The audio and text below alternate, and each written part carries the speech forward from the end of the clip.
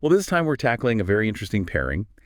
David Hume, the skeptical Scotsman of the 18th century, Yeah. and then Jiddu Krishnamurti, the 20th century Indian philosopher. Yeah, it's a really fascinating matchup, you know? Yeah. You have Hume, a key figure of the Enlightenment era, who is really famous for questioning our very understanding of cause and effect and even the nature of self. Yeah. And then on the other hand, you have Krishnamurti, who, coming from a completely different background and context, urged people to break free from all the mental baggage and just experience reality directly. Right. So before we get too far into this, I think it might be good to kind of just do like a really quick recap of who these guys were, Yeah. for our listener, just to kind of set the stage. Absolutely. So think of Hume as like the ultimate skeptic. Yeah. He was all about sensory experience, what we can see, touch, hear as like the basis of knowledge. He really pushed the boundaries of what we can truly know about the world.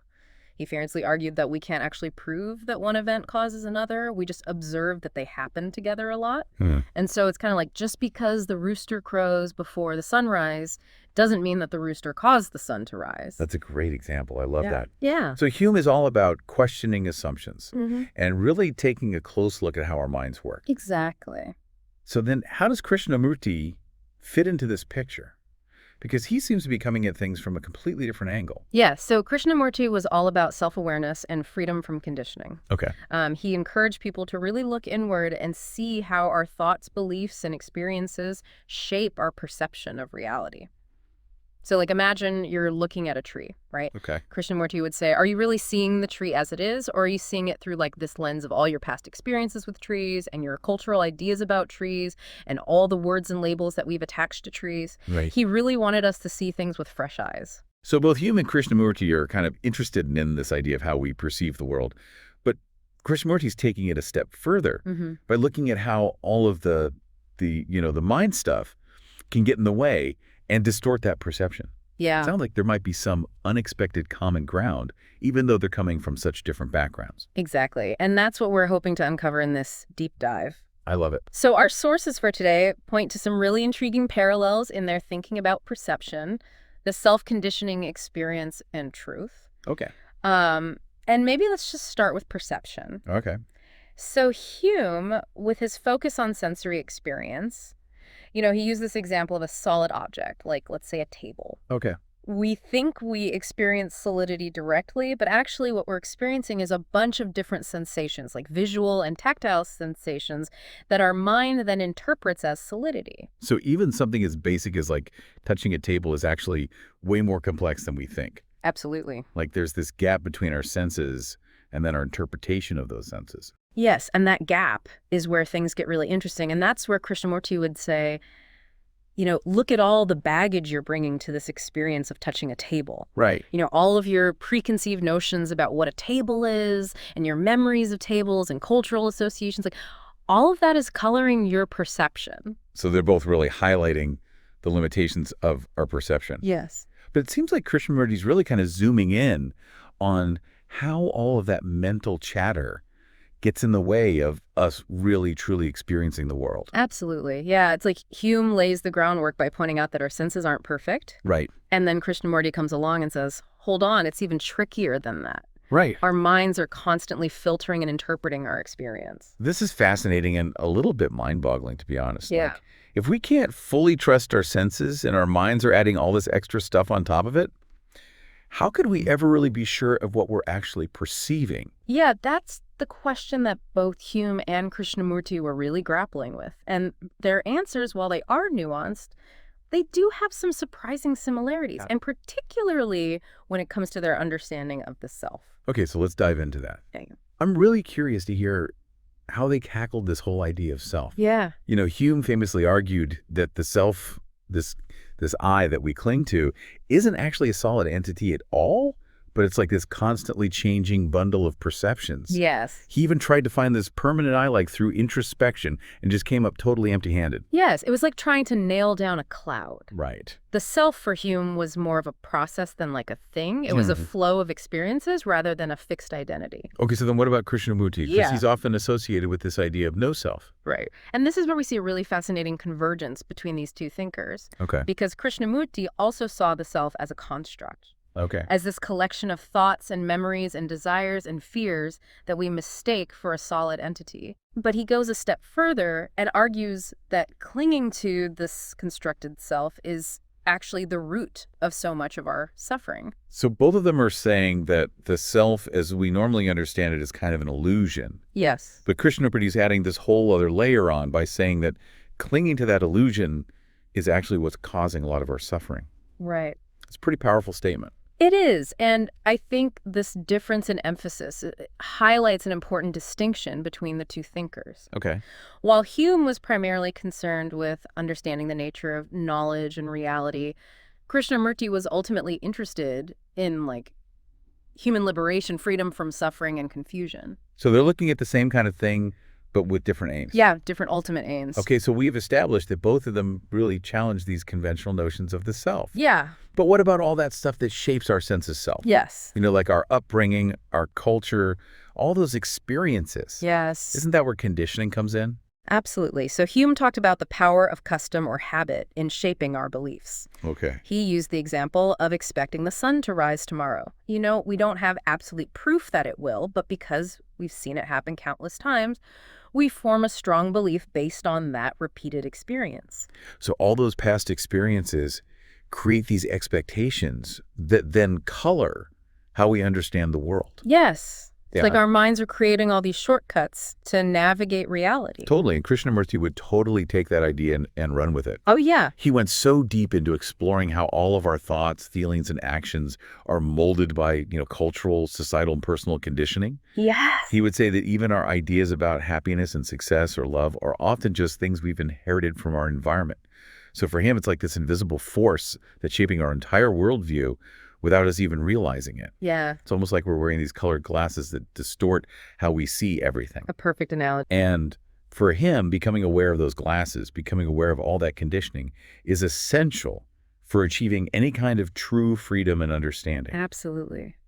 Wow, this is all starting to connect in really interesting ways. Yeah. Like both of them are showing us that how we perceive the world, how we understand ourselves, and even just, the world around us is all completely intertwined. Right. But they're approaching these ideas from such different angles and for such different reasons. Yeah. I'm hooked. I want to keep going. Where do we go from here? So both Hume and Krishnamurti placed a lot of emphasis on the role of experience. Okay. And this is another area where we see some really fascinating similarities and differences in their thinking. Okay. So, for example, Hume believed that morality wasn't about these absolute rules, but about the feelings and sentiments we experience in response to actions. Okay. He argued that we learn about right and wrong through observation and experience rather than just abstract reasoning. So morality is grounded in our lived experience of the world. Yeah. And how we emotionally respond to it. Yeah. That's very different from this idea Yeah. of morality being based on some external set of rules. Right, exactly.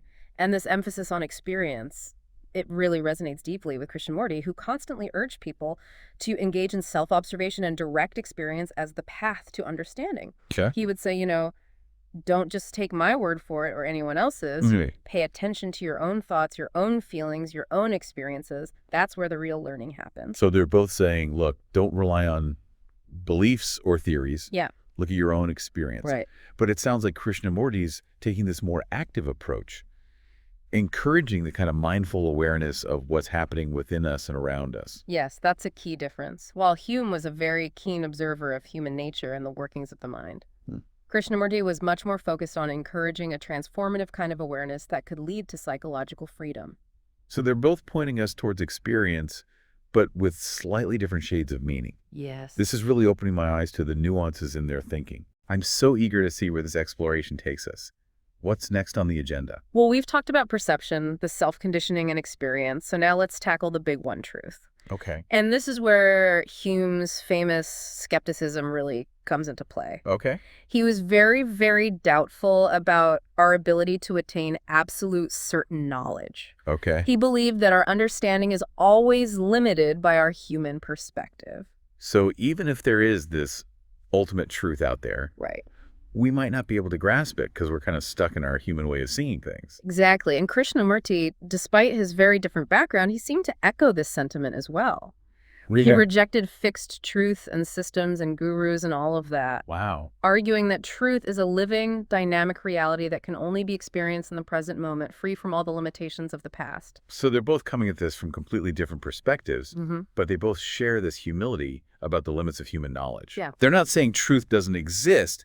They're just saying be careful about thinking you've got a monopoly on it. Exactly. And this shared emphasis on the limits of knowledge leads us to another really fascinating convergence in their thinking, Okay. which is the importance of direct experience as a way of approaching truth. Okay. So for Hume, it was about carefully observing the world around us and drawing conclusions based on what we perceive with our senses. Right. But for Krishnamurti, it was about cultivating this really profound self-awareness that could cut through the layers of conditioning and reveal the truth of our experience. So they're both saying look inward, pay attention to your experience, and see what you discover. Yes. But Krishnamurti's adding that layer of mindfulness that goes beyond just basic observation. Right. It's a deeper kind of engagement with experience. Yeah, this is amazing. We were uncovering all these fascinating parallels and distinctions between these two guys. It is amazing. It's like they're having this incredible conversation across time and cultures. I know, it really is. And what's remarkable is that their ideas, while they are complex and nuanced, they ultimately boil down to some pretty simple and profound insights about the human experience. Absolutely. Insights that are just as relevant today as they were centuries ago. This is definitely making me think about the world and myself in new ways. Good. I'm ready to dive into the next part of our exploration. Are you? Me too. There's so much more to uncover as we continue to delve into the surprising connections between these two philosophical giants. All right, listener, buckle up. We're just getting started. We'll be back soon to explore even more fascinating insights from Hume and Krishnamurti. Welcome back. It's so fascinating to keep going deeper with these ideas from David Hume and Jiddu Krishnamurti. Yeah, I'm ready to dive back in. Okay. Last time we kind of left off with this concept of truth and how both Hume and Krishnamurti really emphasized the limits of human knowledge. Right. And really got me thinking, like, if we can't really fully grasp this ultimate truth, what can we rely on? That's a great question, and it leads us to another really important point of convergence between these two thinkers. Okay. The importance of unconditioned awareness. Right. So remember how Hume emphasized the power of custom and habit in shaping our beliefs? Right. Well, he also recognized the limitations of reason, suggesting that pure logic alone can't actually lead us to absolute truth. So he was all about observation, like really looking at the world as it is without imposing our own preconceived notions onto it. Exactly. It's like, don't jump to conclusions, just see what's actually there. Right. And Krishnamurti really takes this idea a step further. Okay. He encourages us to become aware of all the filters that we're using to perceive the world, all the beliefs, the conditioning, the past experiences that are kind of clouding our judgment. Okay. For Krishnamurti, it's not just about observing the world around us, it's about observing our own minds, our own internal processes. So it's about developing a much deeper level of self-reflection. It's like turning the spotlight inward and examining our thoughts and feelings with a sense of curiosity rather than judgment. Precisely. He often talked about choiceless awareness. Okay. This state of attention where we're not trying to change or control our thoughts and feelings, we're simply observing them as they arise. Okay. Imagine sitting by a stream and watching the leaves float by. You don't try to stop them or direct them, you just observe their movement. Right. It's a very similar idea with our thoughts. That sounds so incredibly difficult, though. It is. Like, isn't our natural instinct to try to fix things, to try to make things better? Yes. Like, if a negative thought pops up, don't we just want to push it away or replace it with a positive one? It is difficult, but both Hume and Krishnamurti would argue that this constant striving, this need to control, is actually what creates so much of our suffering. Okay. It's like struggling against the current instead of learning to swim with it. So instead of trying to force ourselves into this state of unconditioned awareness, Right. we need to cultivate a more gentle approach, like a curiosity about our own inner workings. I love that analogy. It's about becoming a friendly observer of our own minds rather than like a harsh critic. Yes, curiosity is key. It's about approaching our thoughts and feelings not as problems to be solved, Right. but as phenomena to be explored. Okay. And maybe by observing these internal processes without judgment, we can start to loosen their grip on us. That makes sense. It's kind of like when you try to force yourself to fall asleep, it never works. Right. But when you relax and just kind of observe the sensations of your body, sleep often comes much more easily. Right. So how do we even start to cultivate this unconditioned awareness? Are there like practical steps that we can take? So both Hume and Krishnamurti emphasize the importance of stillness, of creating space for observation. So Hume, with his focus on empirical observation, he might suggest, stepping back from the constant chatter of the world and finding moments of solitude to reflect and observe. And I imagine Krishnamurti would advocate for practices like meditation as a way of quieting the mind and becoming more aware of our thoughts and feelings Yeah. without getting totally carried away by them. Right. It's about finding those spaces where we can turn our attention inward and simply be present with what is. It might be through meditation, it might be through spending time in nature, or even just taking a few deep breaths and noticing the sensations of our body. It seems like such a counterintuitive approach in a world that's constantly pushing us to do more, achieve more, be more. It is radical. It feels almost radical to simply be. It is radical, and yet both Hume and Krishnamurti would argue that it's in this state of stillness, of non-striving, that we can actually connect with something deeper, something more meaningful. This reminds me of that saying, don't just do something, stand there. Yeah. Like it's a reminder that sometimes the most powerful action we can take is to pause, observe, and become present. Yes, it's like we're so busy chasing after happiness that we miss the present moment, which is the only place where true happiness can actually be found. Right. And this leads us to another fascinating point of convergence between Hume and Krishnamurti. Go. Their understanding of the nature of happiness. Okay, let's dive into that. I'm always up for a conversation about happiness, especially if it involves these two philosophical heavyweights. Well, Hume, despite all of his skepticism, didn't believe that happiness was unattainable. Oh. He saw it as a product of virtuous living, of cultivating qualities like benevolence and justice and moderation. Okay. He argued that true happiness isn't about chasing fleeting pleasures, but about living in accordance with certain principles. So for him, it's more about character and ethical living Yes, than about external circumstances or achievements. precisely.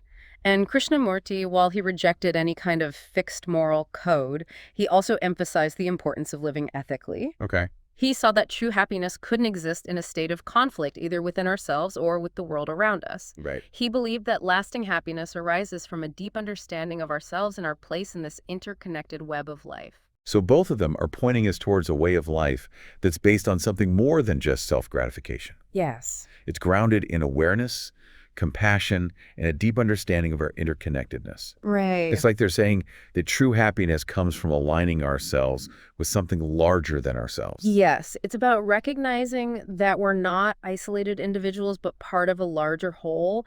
And this recognition naturally leads to a more ethical and compassionate way of living. This is really making me question my priorities. Yeah.